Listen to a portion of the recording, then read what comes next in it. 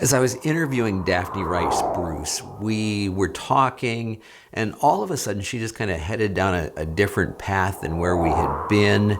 And it struck me as being a little bit odd, but I'm going, hey, let's go with it. And it's a topic that I have tried to address several times in the past, but it always seems a little awkward for me to talk about it, especially when we're talking about, when I'm talking about it toward women. And so since Daphne thought this was so important, I'm just going to let her talk to you for a minute. And I do want you to understand that she's talking here both about men and women, and you'll hear that in a few minutes. She'll actually address men at the same time. But this whole idea of modesty in dress, I think, is something that is often overlooked today. And so let's see what Daphne has to say about it.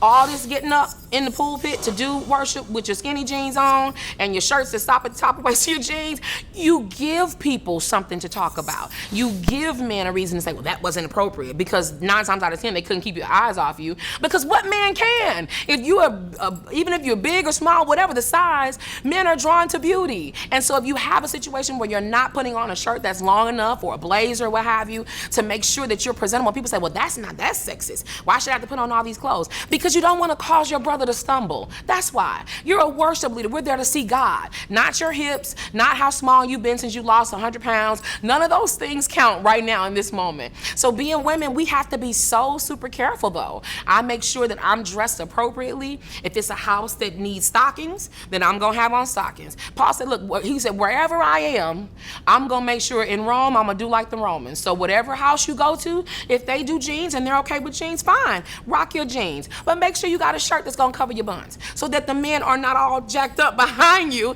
and then they have a reason not to call you back. So you have to make sure that you give God room to be seen in you, because it's the reality of our world. You're gonna have men that have that mentality and they may never change. But if you do right before you get up there, God can still be seen through you.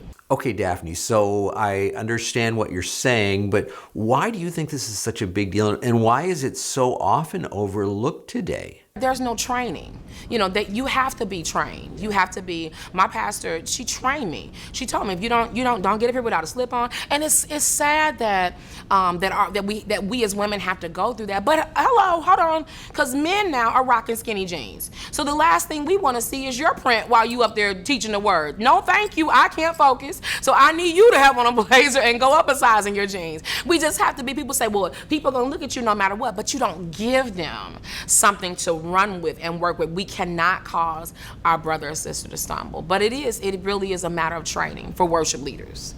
I like what she said there toward the end, that it's a matter of wanting to not cause a brother or sister to stumble. And that's really the primary issue as I see it. And I'm going to go back, because she did talk about men being cautious, but I want to perhaps overemphasize the other side, because clearly study after study has shown that men are much more stimulated by sight than women are. And that's a generalization, I get that, but in general, it is true. And so I just want to encourage you to be very cautious, especially if you're a female, but even if you're a male, but especially if you're a female, to be cautious about what you're presenting. Our job up there in front on Sunday morning as worship leaders, as people involved in worship ministry, is to point people toward God. And we don't want we don't want to be drawing attention to ourselves. And whether that's really extremely flashy clothes, which some of us artsy, creative people really like. I personally don't really care for dull, drab clothing. But at the same time, what I'm trying to do is draw people's attention toward God. And so all of those things, being modest, being careful with all of that, with the end goal, recognizing that our job is pointing people toward God, I think we need to understand this subject a little bit better than perhaps we have in the past and be cautious with it. So what does this mean for you? I'm just going to leave that kind of in your court. You need to decide. I can't tell you exactly, can't draw you a line that says here's where the line is exactly for you and for your congregation and for what you're doing. I'm not sure what that is, because Scripture doesn't give me that.